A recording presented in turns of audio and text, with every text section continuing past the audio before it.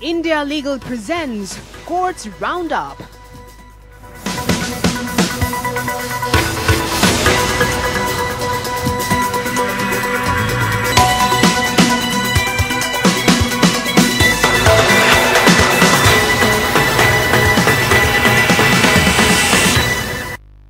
नमस्कार, मैं हूं आपके साथ रेशु त्यागी। कोर्ट्स राउंडअप में आप सभी का स्वागत है। इस बुलेटिन में अगले आधे घंटे हम आपको कोर्ट से जुड़ी तमाम छोटी बड़ी खबरों से रूबरू करवाएंगे। कोर्ट की कार्यवाही और सुप्रीम कोर्ट से लेकर हाई कोर्ट और लोअर कोर्ट्स तक के फैसले आपके सामने रखेंगे। आगे बढ़ने से पहले एक नजर हेडलाइंस पर। सुप्रीम कोर्ट को मिले 5 जजों, प्रधान न्यायाधीश ने दिलाई नए जजों को शपथ। सुप्रीम कोर्ट में जजों की संख्या बढ़कर हो गई 32। बीजेपी महिला मोर्चा की महासचिव विक्टोरिया गौरी की बतौर जज मद्रास हाई कोर्ट में नियुक्ति पर वकीलों ने जताया ऐतराज। सुप्रीम कोर्ट सुनवाई को तैयार। हिंडनबर्ग रिपोर्ट की जांच की मांग पर जनहित याचिका सुप्रीम कोर्ट में दायर। याचिकाकर्ता ने कहा, रिपोर्ट का असर अडानी के शेयर पर जनता की मेहनत की कमाई हुई प्रभावित।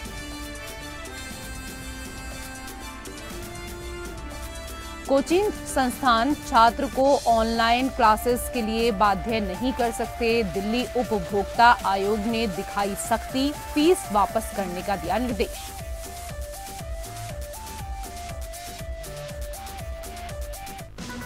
India Legal presents Courts Roundup.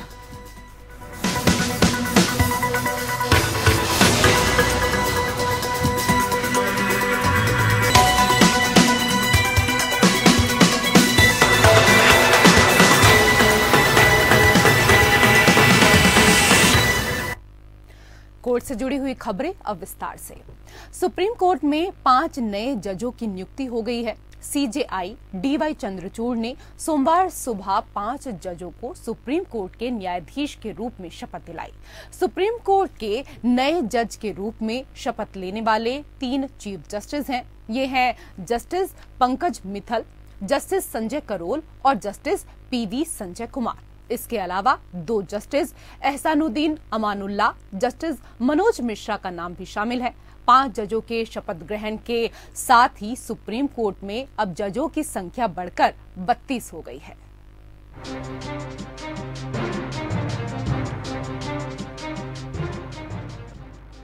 देश की सबसे बड़ी अदालत को 5 और जज मिल गए हैं। सुप्रीम कोर्ट में 5 नए जजों ने शपथ ग्रहण कर लिया है। प्रधान न्यायाधीश जस्टिस डीवाई चंद्रचूड़ ने सभी नए जजों को शपथ दिलाई। इसके साथ ही सुप्रीम कोर्ट में जजों की संख्या बढ़कर अब 32 पहुंच गई है। सुप्रीम कोर्ट में जज के कुल 34 पद स्वीकृत हैं। सीजेआई ने justice Pankaj Mittal, justice Sanjay Karol, justice PV Sanjay Kumar, justice Ahsanuddin Amanullah और जस्टिस मनोज मिश्रा को पद और गोपनीयता की शपथ दिलाई है। I, Sanjay Karol, having been appointed a judge of the Supreme Court of India, that I will bear true faith and allegiance to the Constitution of India as by law established. I, Puligoru Venkata Sanjay Kumar, having been appointed a judge of the Supreme Court of India, that I will bear true faith and allegiance to the Constitution of India as by law established, that I will duly and faithfully and to the best of my ability, knowledge and judgment perform the duties of my office without fear or favor, affection or ill will. I, Ehsanuddin Amanullah, that I will bear true faith and allegiance to the Constitution of India as by law established, that I will duly and faithfully perform the duties of my office without fear or favor, affection or ill will, and that I will uphold the Constitution and the laws. I, Manoj Mishra, having been appointed a judge of the Supreme Court of India, that I will bear true faith and allegiance to the Constitution of India as by law established, that I will duly and faithfully and to the best of my ability, knowledge and judgment perform the duties of my office without fear or favor, affection or ill will. गौरतलब है कि supreme court collegium ने पिछले साल दिसंबर महीने में जज के लिए इन 5 नामों की सिफारिश की थी, जिसे केंद्र सरकार ने अब जाकर स्वीकृति दे दी थी। सुप्रीम कोर्ट कॉलेजियम ने 31 जनवरी को सर्वोच्च न्यायालय में न्यायाधीश के पद पर पदोन्नति के लिए 2 और जजों के नाम की सिफारिश दर्ज की है। 5 जजों के शपथ ग्रहण के साथ ही सुप्रीम कोर्ट में जजों की संख्या 34 स्वीकृत पदों की तुलना में अब 32 पहुंच गई है। हालांकि सुप्रीम कोर्ट में जज के रिक्त पद इस साल अभी बढ़ेंगे। अब सुप्रीम कोर्ट में केवल 2 रिक्तियां रह गई हैं। और यदि एससी कॉलेजियम का 31 जनवरी को इलाहाबाद हाईकोर्ट के मुख्य न्यायाधीश राजेश बिंदल और गुजरात हाईकोर्ट के मुख्य न्यायाधीश अरविंद कुमार को एससी न्यायाधीशों के रूप में पदोन्नत करने का प्रस्ताव राष्ट्रपति द्वारा स्वीकार कर लिया जाता है, तो शेष 2 रिक्तियों को भी आने वाले दिनों में भरा जा सकता है। इस साल 9 न्यायाधीश रिटायर होने हैं। इस साल जनवरी महीने में ही जस्टिस अब्दुल नजीर रिटायर हो चुके हैं। मई में जस्टिस एमआर शाह रिटायर होंगे। जस्टिस केएम जोसेफ, अजय रस्तोगी और वी रामासुब्रमण्यम जून महीने में रिटायर होंगे। जस्टिस कृष्ण मुरारी जुलाई में रिटायर होंगे, तो वहीं जस्टिस रविंद्र भट्ट अक्टूबर और जस्टिस संजय किशन कौल दिसंबर महीने में रिटायर होंगे। जस्टिस डीवाई चंद्रचूड़ का सीजेआई के रूप में कार्यकाल नवंबर 2024 तक है। नवंबर 2024 तक के अपने कार्यकाल में जस्टिस डीवाई चंद्रचूड़ को 19 न्यायिक नियुक्तियां करनी होंगी। कॉलेजियम की ओर से भेजी गई सिफारिश पर केंद्र सरकार की ओर से देरी को लेकर सुप्रीम कोर्ट ने सख्त रुख दिखाया था और उसके बाद केंद्र सरकार ने सभी 5 नामों को मंजूरी दे दी और अब सुप्रीम कोर्ट में जजों की संख्या 32 तक पहुंच गई है। Bureau report, APN news. और उधर इलाहाबाद हाईकोर्ट को 6 नए जज मिले हैं। राष्ट्रपति ने 6 अधिवक्ताओं को बतौर एडिशनल जज के तौर पर नियुक्ति के लिए अपनी सहमति दी है। ये जज 2 साल के लिए नियुक्त किए गए।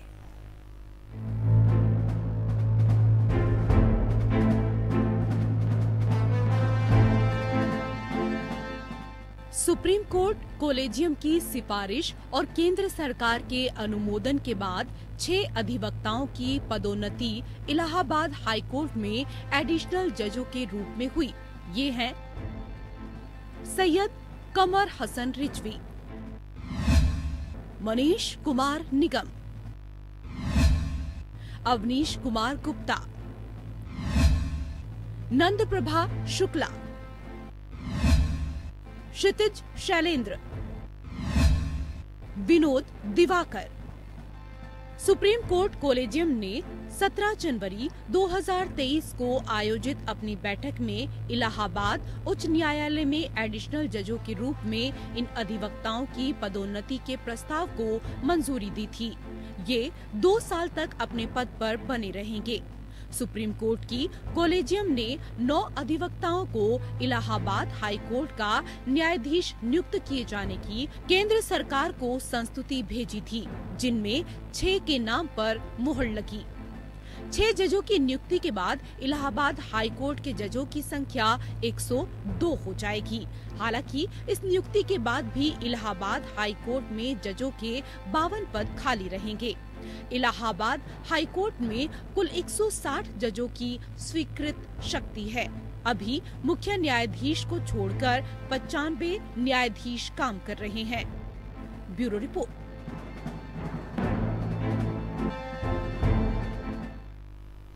उधर भारतीय जनता पार्टी के महिला मोर्चा की महासचिव विक्टोरिया गौरी को लेकर खड़ा हुआ विवाद सुप्रीम कोर्ट की दहलीज तक पहुंच गया है। गौरी को केंद्र ने अपने एक फैसले के तहत मद्रास हाई कोर्ट का एडिशनल जज नियुक्त करने पर सहमति दी, लेकिन वकीलों को ये फैसला रास्त नहीं आया। गौरी को लेकर केंद्र के फैसले के खिलाफ तुरंत ही एक याचिका सुप्रीम कोर्ट में दाखिल की गई। सीजेआई की बेंच से अपील की गई कि ये मामला बेहद अहम है, लिहाजा इसकी तत्काल सुनवाई की जाए। सीजेआई डीवाई चंद्रचूड़ की बेंच ने शुक्रवार को मामले की सुनवाई तय की। सीजेआई ने शुरू में अगले सोमवार को सुनवाई के लिए कहा, लेकिन रामचंद्रन द्वारा पहले दिन के लिए किए गए अनुरोध के बाद सीजेआई इस मामले को आने वाले शुक्रवार को सूचीबद्ध करने के लिए तैयार हो गए। याचिका का उल्लेख किए जाने से कुछ देर पहले केंद्रीय कानून मंत्री किरेन रिजिजू ने ट्वीट किया कि केंद्र ने विक्टोरिया गौरी सहित उच्च न्यायालय में 13 जजों की नियुक्ति की है। मद्रास हाई कोर्ट बार के कुछ लोगों ने सीजेआई को एक एप्लीकेशन भेजी है, जिसमें कोलेजियम से प्रस्ताव को वापस लेने का आग्रह किया गया। पत्र में यह भी दावा किया गया कि गौरी को नियुक्त करने की सिफारिश न्यायपालिका की स्वतंत्रता में जनता के विश्वास को खत्म कर देगी।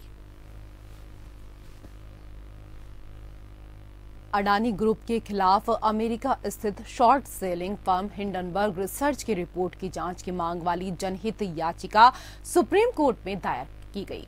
इस बार जनहित याचिका में रिसर्च रिपोर्ट की सामग्री की जांच के लिए सुप्रीम कोर्ट के एक रिटायर्ड न्यायाधीश के नेतृत्व में एक समिति के गठन की मांग की गई है। 24 जनवरी को अमेरिका स्थित हिंडनबर्ग ने अपनी रिपोर्ट प्रकाशित की, जिसमें अडानी समूह पर अपने स्टॉक की कीमतों को बढ़ाने के लिए बड़े पैमाने पर हेराफेरी और अनाचार करने का आरोप लगाया गया था। अडानी ग्रुप ने जवाब प्रकाशित करके आरोपों का खंडन किया और यहां तक कि इसे भारत के खिलाफ हमला बताया। हिंडनबर्ग ने एक जवाब देते हुए इसके साथ ही यह कहते हुए पलटवार किया कि धोखाधड़ी को राष्ट्रवाद द्वारा अस्पष्ट नहीं किया जा सकता है और वह अपनी रिपोर्ट पर कायम है। याचिका में कहा गया कि नागरिकों के लिए यह प्रक्रिया आसान नहीं है, जबकि बड़ी बड़ी व्यावसायिक संस्थाओं को हजारों लाखों करोड़ रुपए का लोन बहुत ही कम समय में वितरित किया जाता है। याचिका में कहा गया कि हिंडनबर्ग रिपोर्ट के प्रकाशन से विभिन्न निवेशकों को बड़ी रकम का नुकसान हुआ है। उन्होंने ऐसे शेयर में अपनी जीवन भर की बचत का निवेश किया है। याचिका में ये भी कहा गया कि हिंडनबर्ग द्वारा अरबपति गौतम अडानी के विशाल साम्राज्य पर अभूतपूर्व हमले के बाद सभी 10 अडानी शेयर का बाजार मूल्य आधा हो गया है और निवेशकों को 10 लाख करोड़ रुपए का भारी नुकसान हुआ है। यह याचिकाकर्ता का मामला है कि स्टेट बैंक ऑफ इंडिया, जो भारत के सबसे बड़े वित्तीय संस्थानों में से एक है, ने अडानी समूह की कंपनियों को $2.6 बिलियन का लोन प्रदान किया है। लोन वितरण में किन मानदंडों और नियमों के तहत फंड का अनायास उपयोग हो रहा है, ये साफ नहीं है।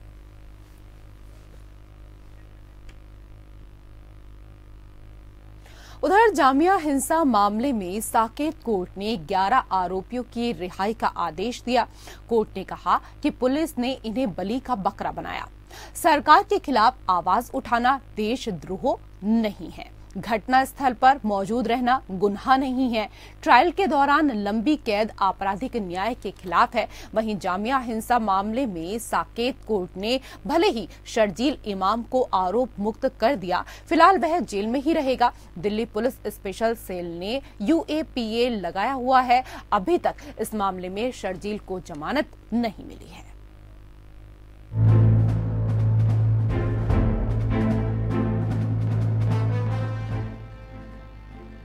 जामिया हिंसा के आरोपियों को राहत मिली है। दिल्ली की एक अदालत ने दिल्ली में 2019 के जामिया हिंसा मामले में शर्जील इमाम, सफूरा जरगर, आसिफ इकबाल तन्हा और 8 अन्य को डिस्चार्ज करते हुए कहा कि पुलिस वास्तविक अपराधियों को पकड़ने में असमर्थ रही और निश्चित रूप से उन्हें बलि का बकरा बनाया गया। अतिरिक्त सत्र न्यायाधीश अरुल वर्मा ने गलत तरीके से चार्जशीट दायर करने के लिए अभियोजन पक्ष की खिंचाई करते हुए कहा कि पुलिस ने विरोध करने वाली भीड़ में से कुछ लोगों को आरोपी और अन्य को पुलिस गवाह के रूप में पेश करने के लिए मनमाने ढंग से चुना है। अदालत ने कहा कि यह चेरी पिकिंग निष्पक्षता के सिद्धांत के लिए हानिकारक है। अदालत ने देखा कि बिना किसी प्रत्यक्ष कृत्य के सिर्फ विरोध प्रदर्शन की जगह पर उपस्थिति रहने से उन्हें आरोपी के रूप में नहीं माना जा सकता। न्यायाधीश ने कहा कि अभियोजन पक्ष ने उनके खिलाफ लापरवाही से काम लिया। कोर्ट ने कहा कि ऐसे व्यक्तियों को लंबे समय तक चलने वाले मुकदमे की कठोरता से गुजरने देना हमारे देश की आपराधिक न्याय प्रणाली के लिए अच्छा नहीं है। अदालत ने कहा, जांच एजेंसियों के लिए असहमति और बगावत के बीच के अंतर समझना आवश्यक है। बगावत को खत्म करना चाहिए, असहमति को स्थान दिया जाना चाहिए, एक मंच देना चाहिए।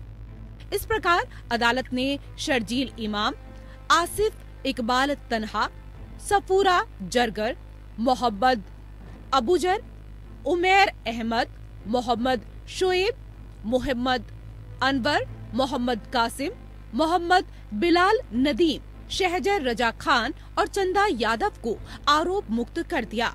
हालांकि कोर्ट ने मोहम्मद इलियास के खिलाफ आरोप तय किए। मामला दिसंबर 2019 में जामिया इस्लामिया यूनिवर्सिटी में हुई हिंसा की घटनाओं से जुड़ा हुआ है। हालांकि इमाम अभी भी 2020 के उत्तर पूर्वी दिल्ली दंगों के संबंध में दर्ज अन्य एफआईआर में हिरासत में हैं। इमाम तन्हा और सफूरा जरगर को स्पेशल सेल के मामले में आरोपी बनाया गया है, जिसमें 2020 के पूर्वोत्तर दिल्ली दंगों के पीछे बड़ी साजिश का आरोप लगाया गया। पुलिस ने 21 अप्रैल 2020 को मोहम्मद इलियास के खिलाफ चार्जशीट दायर की थी। इसके बाद 11 अन्य आरोपी व्यक्तियों के खिलाफ दूसरी सप्लीमेंट्री चार्जशीट दायर की गई थी, जिन्हें इस मामले में आरोप मुक्त कर दिया गया। आरोप पर दलीलें जारी रखने के दौरान हाल ही में 1 फरवरी 2023 को तीसरी सप्लीमेंट्री चार्जशीट भी दायर की गई थी। अभियोजन पक्ष ने यह स्थापित करने का प्रयास किया कि गवाहों ने कुछ तस्वीरों के आधार पर आरोपी व्यक्तियों की पहचान की थी।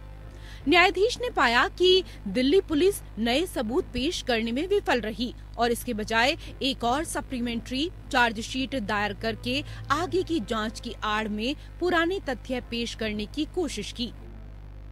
Bureau report.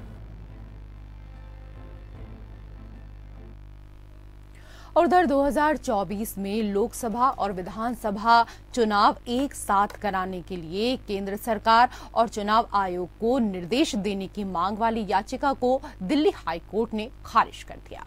चुनाव आयोग ने सोमवार को कहा कि देश में एक साथ चुनाव कराने के लिए संविधान और जनप्रतिनिधित्व अधिनियम में संशोधन पर विचार करना संसद का काम है। ये दलीलें दिल्ली उच्च न्यायालय में एक जनहित याचिका की सुनवाई के दौरान आई हैं, जिसमें चुनाव आयोग को चुनाव के दौरान होने वाले फिजूल खर्च बचाने के लिए लोकसभा और विधानसभाओं के चुनाव एक साथ कराने की मांग की गई थी। चुनाव आयोग के वकील ने कहा कि इस मामले को देखना संसद का काम है। देश में एक साथ चुनाव कराने के लिए संविधान और आरपीआई में संशोधन पर विचार करना संसद का काम है। शनिवार, रविवार और छुट्टियों के दिन चुनाव कराने के लिए चुनाव आयोग को निर्देश देने की याचिकाकर्ता पर भी आपत्ति जताई और उन्होंने कहा, सुप्रीम कोर्ट की एक संविधान पीठ ने पहले ही माना है कि चुनाव का कार्यक्रम ईसीआई के विवेक अधिकार पर है। भारतीय जनता पार्टी के नेता और वकील अश्वनी कुमार उपाध्याय ने अदालत का फैसला सुनाते हुए कहा कि विधानसभा, पंचायत और नगर निगम चुनाव एक साथ जारी के कई फायदे हैं। उपाध्यक्ष ने कहा कि यह अर्धसैनिक बल चुनाव कर्तव्य पर सरकारी कर्मचारी और चुनाव आयोग के कर्मचारियों को प्रस्तुत इलेक्ट्रॉनिक वोटिंग पेपर और मतदाता पर्ची आदि का उपयोग करने के मामले में चुनाव में लोड करने वाले समय और लागत को कम करेंगे। याचिका में अदालत से स्कूलों, कॉलेज, विश्वविद्यालय, सेवा उद्योगों और विनिर्माण संगठनों के मूल्यवान समय को बचाने के लिए शनिवार, रविवार और छुट्टियों के दिन चुनाव के लिए केंद्र और चुनाव आयोग को निर्देश देने की मांग की गई है।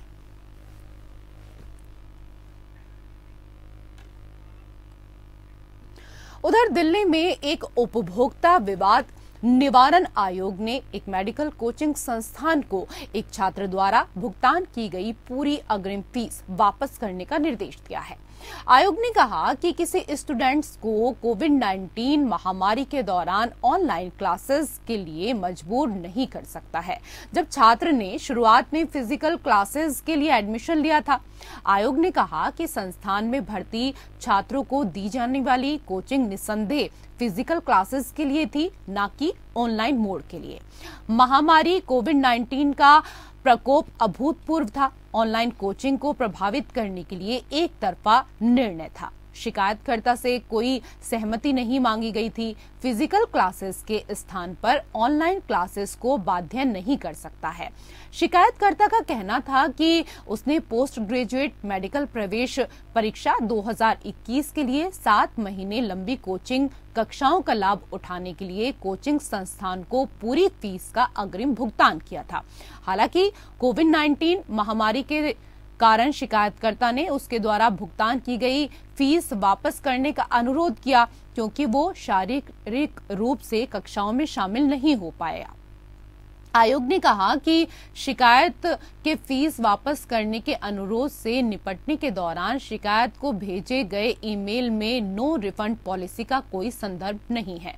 कंप्यूटर प्रशिक्षण या किसी अन्य प्रकार की कोचिंग आदि को निर्देश दिया जाता है कि वो पाठ्यक्रम की पूरी अवधि के लिए एक मुश्त भुगतान के रूप में पहले फीस न लें। उल्लंघन पर भारी दंडात्मक हर्जाना या कारावास या जुर्माने की सजा दी जाएगी। इसलिए आयोग ने शिकायत को स्वीकार कर लिया।